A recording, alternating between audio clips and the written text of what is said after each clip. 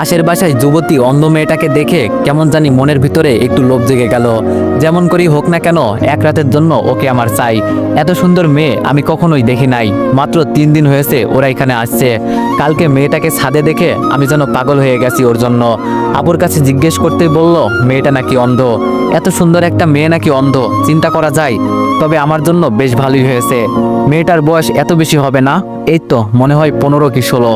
তবে চিন্তার বিষয় ওকে কিভাবে কাছে পাওয়া যায়। আমার জন্য তো বেশ সুবিধাই হয়েছে। মেয়েটা অন্ধ, কিছুই দেখতে পারে না, আমাকে চিনতেও পারবে না।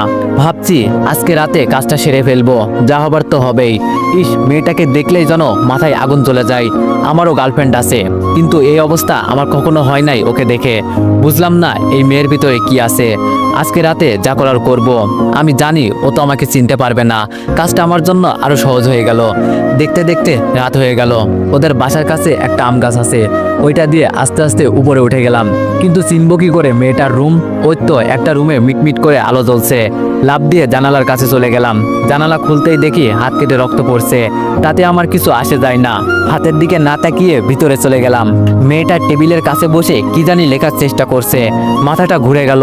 এটা কি কোনো মেয়ে নাকি স্বর্গের পরী? আজকে আমি ওকে খুব কাছে থেকে পাবো। ভাবতেও যেন অনেকটাই ভালো লাগছে। মানুষ বলে কোনো মেয়ের সাথে জোর করে শারীরিক সম্পর্ক করলে সেটা নাকি ধর্ষণ হয়। তবে আমার কোনো আসে যায় না। মেয়েটাকে আমার পছন্দ হয়েছে। এখন যদি বলি ওকে এক রাতের জন্য আমার সাথে থাকতে, তখন সে কি রাজি হবে? কখনোই না। তাই আমার পথ আমাকেই অবলম্বন করতে হবে। আমার যে খুব ইচ্ছা ওকে কাছে পাওয়ার, সেটা তো কখনোই পূরণ হতো না যদি ওর সাথে জোর করে শারীরিক সম্পর্ক না করি। দরজার কাছে গিয়ে দরজাটা ভালো করে বন্ধ করলাম। ভিতর থেকে যদি গরুর মতো চিৎকার করলেও বাইরে কেউ শুনতে পারবে না। মেয়েটার পিছনে গিয়ে দাঁড়ালাম। ওর শরীর থেকে আলাদা একটা সুঘ্রাণ বেরোচ্ছে, যেটা আমাকে আরো পাগল করে দিচ্ছে। মেয়েটা পিছনে ফিরে বলল, কে কে এখানে? আরে এ তো দেখি সব টের পাই। আমি একটু দূরে সরে গেলাম, দেখি ও কি করে। তবে মেয়েটা বসা থেকে উঠে দরজার কাছে চলে যাচ্ছে। খুব ভালো করেই বুঝতে পারছি ও কি করতে চাইছে।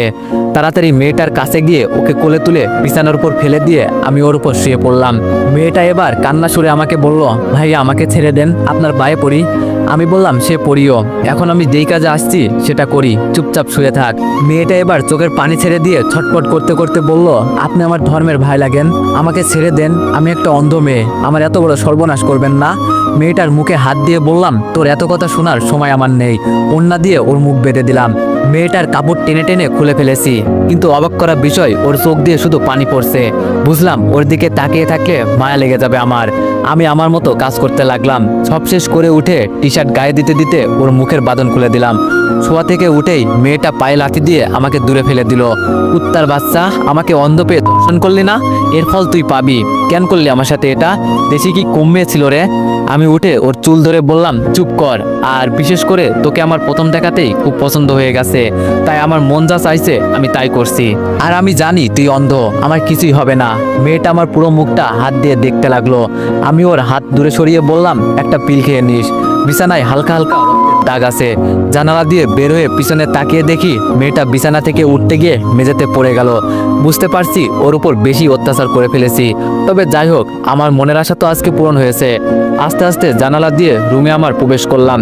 এত এত খুশি লাগছে আজকে বলার বাইরে। যা চেয়েছি তাই পেয়েছি। বক্সেরে দুমদাম নাচতে শুরু করলাম। মনের খুশি যেন ধরে রাখতে পারছি না। আমি যখন এই মেয়েটাকে কাছে চাইবো তখনই পাবো। ইস, কি যে ভালো লাগছে। আমার দেখা প্রথম কোনো সুন্দরী মেয়ের সাথে আজকে শারীরিক সম্পর্ক করলাম। আহা, কি আনন্দ আকাশে বাতাসে। হঠাৎ শুনি কে জানি দরজায় টুকু দিয়ে ডাকছে। আমি গিয়ে দরজা খুলতে ঠাস ঠাস করে 2টা চড় পড়লো আমার গালে। তাকিয়ে দেখি আমার বড় বোন। আমি আপুর দিকে হাসি দিয়ে তাকিয়ে বললাম, আপু আজকে আমি অনেক অনেক খুশি। আপু রাগী দৃষ্টিতে তাকিয়ে বলল, এই মাঝরাতে তোর নাচার সময় আমরা কি তোর জন্য ঘুমাতেও পারবো না একটুও? আমি বললাম, যে পরে ঘুমিয়ে নিস, আগে আমার সাথে নাচ। আমি আপুর হাত ধরে নাচাতে লাগলাম। ওই যে নাগিন গানে, ছেলেরা এই গানে খুব নাচতে পারে।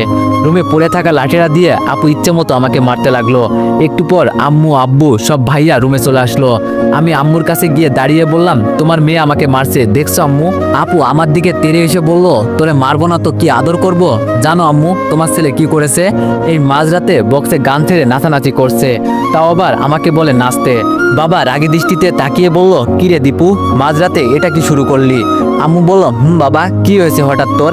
আমি খুশি মনে বললাম, আম্মু আজকে আমি অনেক খুশি, যা চেয়েছি তাই পেয়েছি।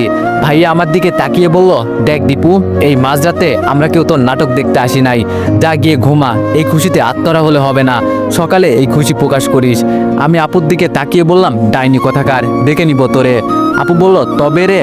আমি আম্মুর থেকে সরে গিয়ে বললাম, আয় দেখি সাহস থাকলে। বাবা ধমক দিয়ে বলল, এই তোরা যার যার রুমে যা, আর দীপু চুপচাপ ঘুমা গিয়ে। আমি মাথা নিচু করে বললাম, সবাই চলে গেলে শুধু আপু দাঁড়িয়ে আছে। আমি বললাম, আপু চল না একটু ড্যান্স করি। আপু চোখ লাল করে চলে গেল। যাক বাবা, কি এমন করে ফেলেছি আমি? দরজা লাগিয়ে বিছানায় শুয়ে আছি, তবে বারবার মেয়েটার মায়াবী দৃষ্টি আমার সামনে ভেসে উঠছে। আপনি আমার ধর্মের ভাই লাগেন, এই কথাটা সবসময় কানের কাছে বাজছে। আমি কি কোনো ভুল করেছি? আরে না না, আমি আবার কি ভুল করব? ও তো অন্ধ একটা মেয়ে, আমার আবার কি করবে? যখন মন চাইবে ওকে ব্যবহার করব। কিন্তু আমি তো এতটা খারাপ ছিলাম না। ওকে দেখার পর কেমন যেন ভিতরে হিংস্র পশুটা জেগে উঠেছে। সত্যি ওর মতো মেয়েই হয় না, আমারও তো গার্লফ্রেন্ড আছে, তবে ওকে দেখে এতটা কাছে টানে না। ওর সাথে কখনো এসব করি নাই, আজকে প্রথম এই মেয়ের সাথে। ওকে কালকে দেখার পর থেকে ভিতরে কেমন কেমন জানি চলছিল, মন চাইছে যেন মেয়েটার ভিতরে ঢুকে যাই। ইস কি সুন্দর মেয়ে, মাথায় এখনো আগুন জ্বলছে। হঠাৎ বাইরে কিসের জানি শব্দ হলো, দরজা খুলতেই পাশের বাসার চিৎকার চেঁচামেচির আওয়াজ শুনতে পারলাম। হয়তো জেনে গেছে যে ওর মেয়ের সাথে কেউ শারীরিক সম্পর্ক করেছে। তবে আমার কি, আমার কাজ আমি সেরে ফেলেছি। হঠাৎ পিছন থেকে আপু বলল, কি হয়েছে রে দীপু? এইসব কান্না চিৎকার চেঁচামেচির আওয়াজ কোথা থেকে আসছে? আমি বললাম, এখন যাবি? সকালে যাই, এত রাতে যাওয়া ঠিক হবে না। আপু আমার দিকে রাগী দৃষ্টিতে তাকিয়ে বলল, আরে বোকা, বিপদ কি আর বলে আসে, কখন কার কি হয়? আপু আমার হাত ধরে বাইরে নিয়ে গেল। এখন আমার ভয় করছে, যেন ধরা পড়ে না যায়। বুকের ভেতরটা মুচড়ে উঠল, বুকটা 3 ইঞ্চি ফাঁক হয়ে সমুদ্রের ঢেউয়ের মতো লাফাতে লাগলো। কলিং বেল বাজাতেই আপুর বয়সী একটা মেয়ে দরজা খুলে দিল। আপু জিজ্ঞেস করলো, কি হয়েছে ভিতরে? মেয়েটা কান্না করতে করতে বলল, আমাদের বাড়ির ছোট মেয়েকে কে জানি আজকে রাতে ধর্ষণ করেছে। আপু বলল, রিয়াকে নাকি? মেয়েটা আপুর দিকে তাকিয়ে বলল, আমি ভয়ে কোনো কথা বলছি না, শুধু আপুর সাথে দাঁড়িয়ে আছি, আর বুকের ভেতরটা কেঁপে উঠছে বারবার। আপু আমাকে নিয়ে উপরে নিয়ে যেতে লাগলো। উপরে গিয়ে দেখি মেয়েটার চোখ বন্ধ। এটা দেখে ভয় হতে লাগলো, ও তো আবার মরে টরে যায় নাই। মেয়েটার মা আপুকে জড়িয়ে ধরে বলল, আমার অন্ধ মেয়েটার সাথে এমনটা কিভাবে করতে পারলো? আপু বলল, রিয়ার তো আবার কিছু হয় নাই। রিয়ার আম্মু কান্না করতে করতে বলল, না তেমন কিছু হয় নাই, তবে ওকে হাসপাতালে নিয়ে যেতে হবে। হঠাৎ একটা ছেলে বলে উঠল, ওকে আমি ছাড়বো না, আমার বোনকে যে ধর্ষণ করছে না, ওর কলেজাটা আমি বের করে নিব। আমার বাবা সেনাবাহিনীর মেজর, আর আমি এই থানার ওসি। আমার বোনের সাথে নষ্টামি। ছেলেটা কান্না করতে করতে বলল, আমি ছাড়বো না ওকে। বিশ্বাস করেন ভাই, ছেলেটার কথা শুনে আমার কলেজার পানি আর নাই। দূর, কেন দিয়ে এসব করতে গেলাম? এখন আমি যে কোনো সময় অজ্ঞান হয়ে মাটিতে পড়ে যেতে পারি, এমন অবস্থা হয়েছে আমার। হঠাৎ দেখি বিছানায় এক কোণে আমার হাতের ঘড়িটা পড়ে আছে। ওর সাথে জোর করার সময় এমন হয়েছে হয়তো। আজকে আমি শেষ। আপুকে ছেড়ে আস্তে আস্তে লুকিয়ে ঘড়িটা হাতে নিয়ে পকেটে রেখে দিলাম। সবাই রিয়াকে নিয়ে ব্যস্ত, এই জন্য আমার উপর কারণ নজর পড়ে নাই। রিয়ার ভাই ওকে কোলে তুলে নিয়ে যাচ্ছে। আমি আপুর দিকে তাকিয়ে বললাম, কই নিয়ে যাচ্ছে আপু ওকে? আপু বলল, হাসপাতালে নিয়ে যাচ্ছে। কিন্তু কে এই কাজ করলো? এই অন্ধ একটা মেয়ের সাথে? সি সি, আমি তো ওকে সামনে পেলে। আমি বললাম, আপু চল না, আমার ভালো লাগছে না, ঘুমাতে হবে। আপু আমার দিকে তাকিয়ে বলল, তুই এভাবে ঘেমে যাচ্ছিস কেন? কপালে হাত দিয়ে দেখি সত্যি। আমি কথা কাটানোর জন্য বললাম, আরে আপু চল তো, আর এমনিতেই আমার আজকে গরম বেশি লাগছে। আপু বলল, তুই এমন করছিস কেন আজকে, বুঝলাম না। আপুকে নিয়ে বাসায় চলে আসলাম, দেখি আম্মু আব্বু দাঁড়িয়ে আছে। আমি আপুকে বললাম, আমি ঘুমাতে গেলাম, তুই কথা বল। এই বলে রুমে এসে সরাসরি ওয়াশরুমে গিয়ে শরীরে পানি দিয়ে ঠান্ডা করতে লাগলাম। ঝর্ণার পানিতে যেন শরীর ঠান্ডা হতেই চাচ্ছে না। আমার জীবনটা শেষ হয়ে যাবে। কি করলাম আমি আজকে? ওর পরিবার সম্পর্কে আমার আরো আগে জানা উচিত ছিল। মানুষ বলতো, না জেনে কিছুই করা উচিত না। সারা রাত ঘুমাতে পারলাম না, সেই সাথে একটু ঘুম হলো। হঠাৎ মনে হলো আমাকে কেউ টেনে নিয়ে যাচ্ছে। তাড়াতাড়ি চোখ খুলে তাকিয়ে দেখি আপু আমাকে মেঝেতে ফেলে পা ধরে টেনে বাইরে নিয়ে যাচ্ছে। লাফ দিয়ে দাঁড়িয়ে পড়লাম। মেজাজ একেবারে এটা দেখে গরম হয়ে গেল। এমন বোন থাকার চেয়ে না থাকাই অনেক ভালো। রাগের দৃষ্টিতে আপুর দিকে তাকিয়ে বললাম, এই ডাইনি, তুই সকাল সকাল আমার সাথে কি শুরু করলি? আমাকে কি একটু শান্তিতে ঘুমাতেও দিবি না? আপু আমার কাছে এসে বলল, কয়টা বাজে খেয়াল আছে তোর? আমি বললাম কয়টা আবার? হয়তো 6টা কি 7টা। আপু আমাকে ঘড়ি দেখিয়ে বলল 10টা বাজে। আমি একটু আশ্চর্য হয়ে বললাম 10টা বেজে গেল আর আমি টেরও পেলাম না। আপু বলল তোরে সেই কখন থেকে ডাকছি, তোর কোনো খবরই নাই। আমি বললাম তাই বলে তুই আমাকে টেনে নিয়ে যাবি? আপু বলল এছাড়া আমার কাছে কোনো উপায় ছিল না, মরার মতো তো ঘুমিয়ে পড়ে থাকিস সারাক্ষণ। আমি বললাম সব দোষ তোর, রাতে যদি আমাকে নিয়ে না যেতি তাহলে আমার ঘুম থেকে উঠতে এত লেট হতো না। আপু বলল দেখ তোর বক বক বন্ধ কর, এখন গিয়ে রেডি হ। আমি একটু খুশি হয়ে বললাম তোর জামাই দেখতে যাবো বুঝি? আপু লাঠিটা দেখিয়ে বলল এটা কি তো চিনিস ভালো করেই? আমি বললাম তো কই যাবি? আপু বলল হাসপাতালে যেতে হবে, রিয়াকে দেখে আসি। আমি তুতলিয়ে বললাম কি আপু? আপু বলল বলছি হাসপাতালে যেতে হবে, রিয়াকে দেখে আসি কেমন আছে ও। রাতে তো তোর জন্য চলে আসছি, ভালো করে দেখতেও পারলাম না। আপুর কথা শুনে আমার এখন প্রচুর ভয় হতে লাগলো।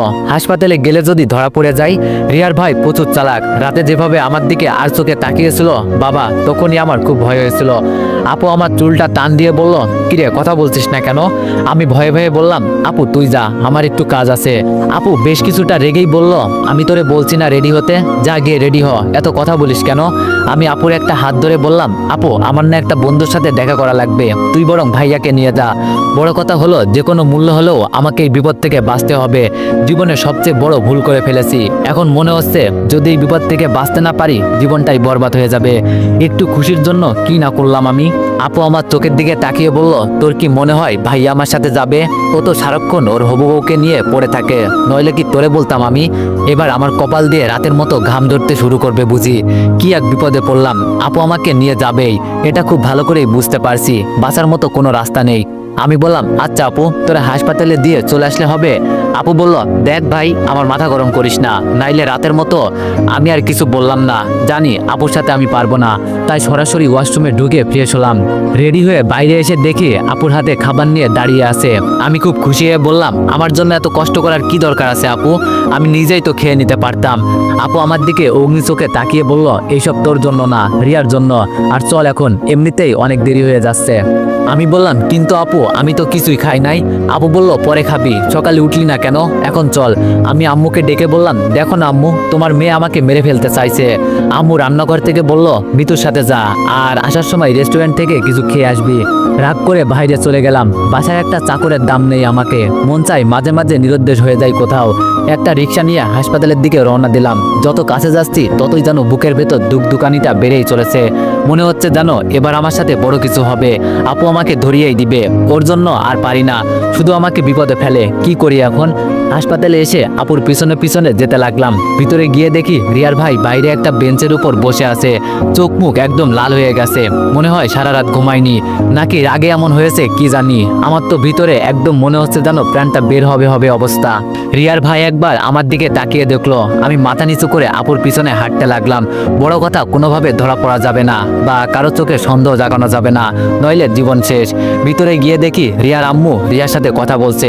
এটা দেখে একটু ভালো লাগলো আমার, যাক ওর তো আবার কিছু হয় নাই, মনের ভিতরে একটু সাহস জাগলো। তবে রিয়াকে হাসপাতালের বেডে দেখে নিজেকে একটু অপরাধী মনে হচ্ছে। আন্টি আমাদের দেখে প্রশ্ন করলো তোমরা কেন আসলে মা এখানে, আমরাই তো একটু পর চলে যাব। আপু আন্টির কাছে গিয়ে বলল কি যে বলেন না আপনি, আমাদের পাশের বাসায় থাকেন আপনারা, আর এই অবস্থায় আপনাদের পাশে থাকবো না আমরা? আর তাছাড়া রিয়া তো আমাদের ছোট বোনের মতোই। রিয়া ওর মায়ের হাত ধরে বলল কে এসেছে আম্মু? আন্টি রিয়ার হাতের উপর হাত রেখে বলল পাশের বাসায় তো রিয়া আপু আর ওর ছোট ভাই। আপু রিয়ার আম্মুকে বলল আন্টি আপনি যান, এখানে কিছু খাবার আছে খেয়ে আসুন, আমি কিছুক্ষণ রিয়ার পাশে বসে আছি। আন্টি আপুর দিকে তাকিয়ে বলল না মা তোমাদের কষ্ট করতে হবে না, আমাদের দেখতে এসেছো এটাই বেশি। আমি বললাম আরে আন্টি সমস্যা নেই, আমি আর আপু এখানে কিছুক্ষণ আছি। আর বাইরে দেখলাম ভাইয়া বসে আছে, দেখে মনে হয়েছে সারা রাত ঘুমাই নাই, চোখ মুখ কেমন লাল হয়ে আছে। পারলে ভাইয়াকে নিয়ে বাসা থেকে ঘুরে আসেন, আগে আপদ বিদায় করি। কেমন জানি আমার ভিতরে ভয়টা যেন বেড়েই যাচ্ছে রিয়ার ভাইকে দেখে। আপু আমার কথায় তাল মিলিয়ে বললাম আন্টি আপনি যান, আমরা রিয়ার কাছে আসি। রিয়া ওর আম্মুকে চলে যেতে বলল, আমাদেরকে রেখে রিয়ার মা চলে গেল। হঠাৎ আমার রিয়ার উপর নজর পড়ল। কি ছিল রিয়া, আর এক রাতে কি হয়েছে? মুখটা একদম শুকিয়ে গেছে, চোখের নিচে কালো দাগটা পড়ে গেছে। ওর চেহারাটা কি ছিল আর কি হয়েছে, সব আমার জন্য হয়েছে। নিজের উপর এখন নিজেরই ঘৃণা হচ্ছে। এইসব করার আগে একটু চিন্তা ভাবনা করতাম, এত সুন্দর একটা মেয়ে আর এক রাতের মাঝে কি হয়েছে। আপু গিয়ে রিয়ার পাশে বসলো, রিয়ার আপুর হাতটা ধরে বলল ভালো আছেন আপু?